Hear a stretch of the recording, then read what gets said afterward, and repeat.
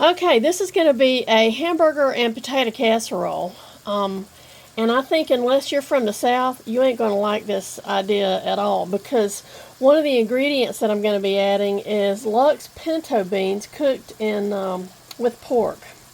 I know it sounds disgusting, but just roll with it. So we're doing I've just got a pound of 80/20 chuck and cooked that down a little bit. Then I added some onions, and then we'll do some other magic in just a few minutes. Okay, the meat's cooked, the onions are translucent, and don't drain it because we like fat here in the South.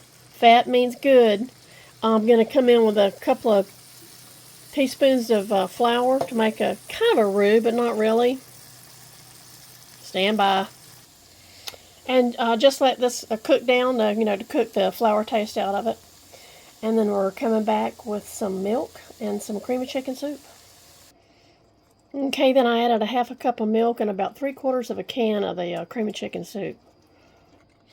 I know, it's looking like dog vomit, but just bear with me. Now I'm adding about 3/4 of that can of Lux pinto beans, and I didn't drain it. I used the juice and everything. Now it looks like chunky dog vomit. But I'm going to put the top on and let that kind of swirl around and get to know each other. Maybe even marry. In the meantime, I'm going to parboil some a big russet potato that I cut in about 1/4 inch pieces, and just to parboil it. We don't want to cook it to death. Don't overdo it. Them taters about to boil.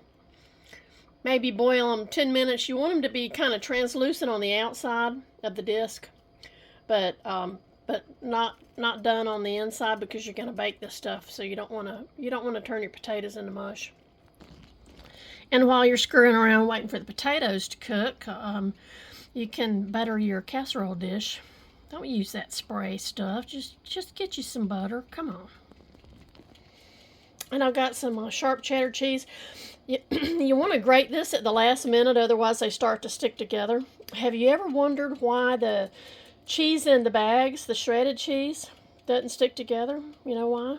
Because they're coated with wax. Yeah, I think it's the same kind of wax that we had, those red wax lips for Halloween. I think that's some of the same stuff. It's coming back to haunt us.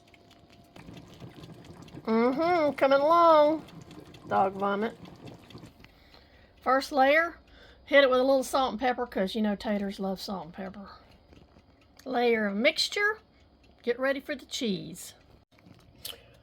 Well, I got cut off somehow, but that's nothing new. So anyway, we're in the convection cooker with the 2 layers of potatoes, mixture, and cheese, and we're going to see what happens. Whew! Oh, I wish you could smell it. It smells wonderful. And I'm going to make some cornbread to go with that. And you need to let it sit for about 30 minutes and let it just kind of set. Otherwise, when you spoon into it, it's just going to look like dog vomit all over again.